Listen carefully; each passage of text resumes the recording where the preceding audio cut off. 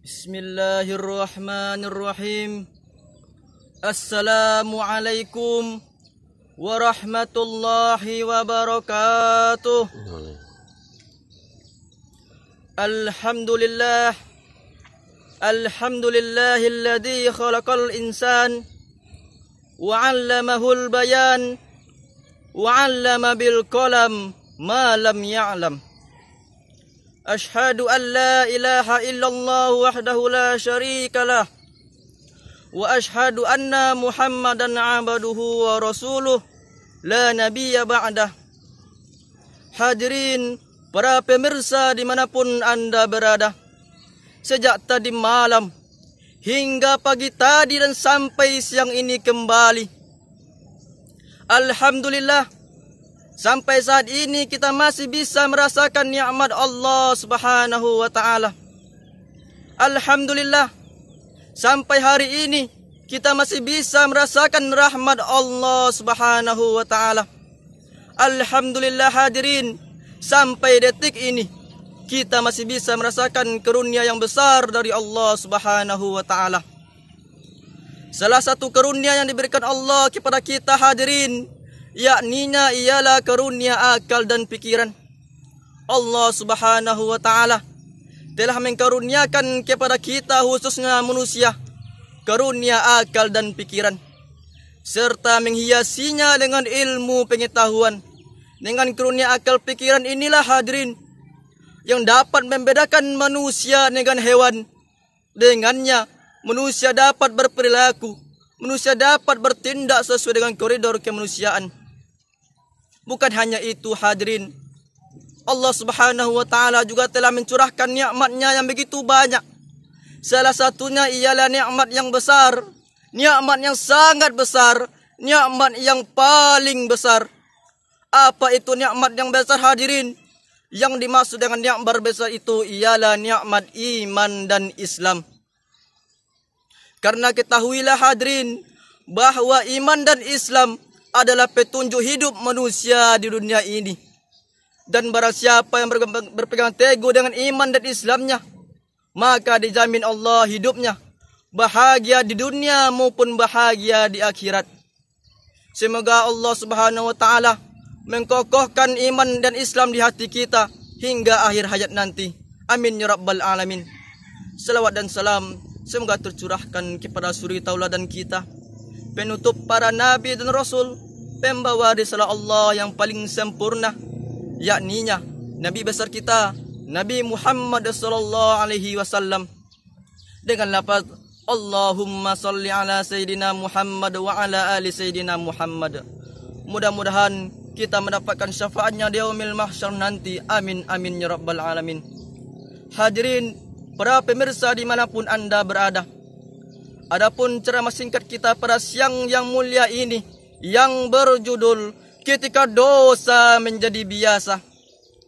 Hadirin para pemirsa dimanapun Anda berada, fenomena sekarang menunjukkan bahwa umat Islam hari ini semakin jauh dari tuntunan syariat agama Islam. Agama Islam hari ini hadirin hanya tinggal namanya saja, sedangkan Al-Quran hari ini hanya tinggal tulisannya saja. Tentu ini semua menjadi kerisauan kita bersama. Tentu ini semua menjadi ketakutan kita semua. Kerana apa? Kerana hal ini dapat ditandai dengan betapa banyaknya umat Islam yang kehidupannya bertentangan dengan agama. Al-Quran tidak lagi dijadikan pedoman dalam kehidupan. Bahkan Al-Quran hanya dijadikan pajangan rumah oleh sebagian umat Islam.